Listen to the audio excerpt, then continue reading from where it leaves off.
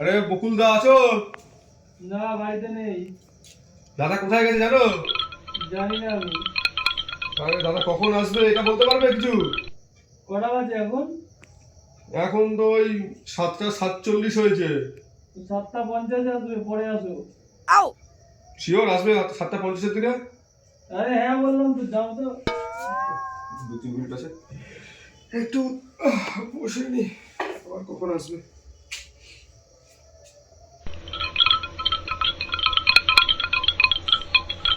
দাদা হুম, বলছি একটু বকুলদাকে দেখো না, কখন আসবে, খুব দরকার আছে। বললাম তো 7:50 আসবে। 50 সেকেন্ড হয়ে গেছে। ও বলো, আমি বকুলদা। তখন তোমায় ডাকলাম, তুমি বললে যে বাড়িতে নেই।